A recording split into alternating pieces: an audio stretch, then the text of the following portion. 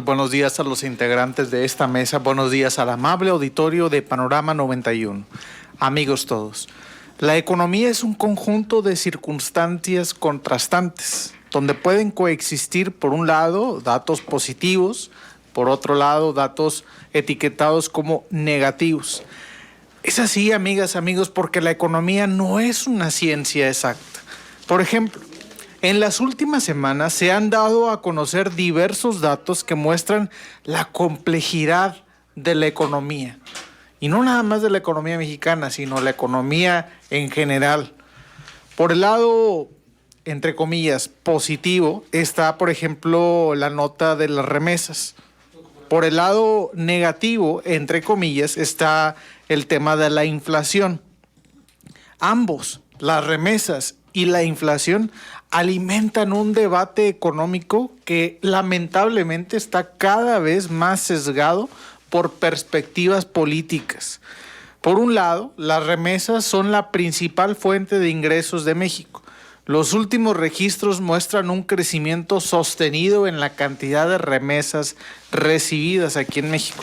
De acuerdo con el Banco Central de nuestro país, el Banco de México, dentro de los primeros 6 meses de este año, las remesas enviadas a México registraron la cantidad de 27,565 millones de dólares.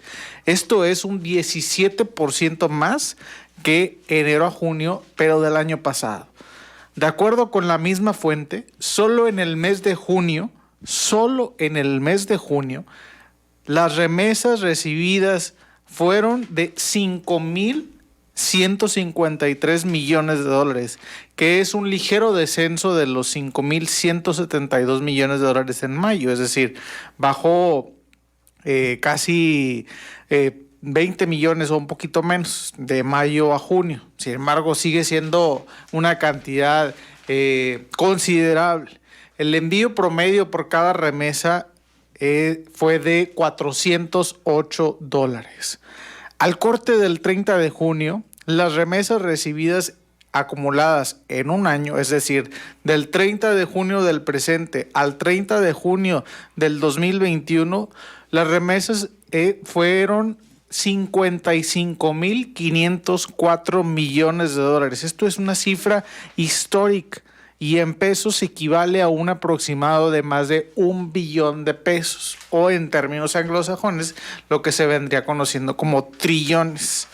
Dicho de otra forma, y en resumen, las remesas son casi 5% del PIB nacional. Y hablando, amigas, amigos, del Producto Interno Bruto, una buena. Esta semana el INEGI dio a conocer que el PIB de nuestro país creció 1% en el segundo trimestre de este año, es decir, abril, mayo y junio. Creció la economía del país 1% en comparación con el trimestre anterior. Contrario a Estados Unidos, cuya economía cayó 0,9% en este mismo periodo, es decir, abril, mayo, junio. México creció al 1% y Estados Unidos cayó al 0,9%, que es casi lo mismo. En Estados Unidos hilando 2 meses consecutivos con una pérdida, algo que algunos especialistas coinciden en etiquetarlo como recesión. Yo no lo llamaría como tal todavía, porque la economía de Estados Unidos también tiene otros datos positivos. Por ejemplo, esta semana se dio a conocer que se crearon más de 500,000 nuevos empleos en Estados Unidos. Al mismo tiempo sale esta nota de el 0,9 caída en el PIB. Entonces, de ese es el comentario de esta mañana, profe, maestro, amigos, de el contraste de los datos, el contraste de la economía.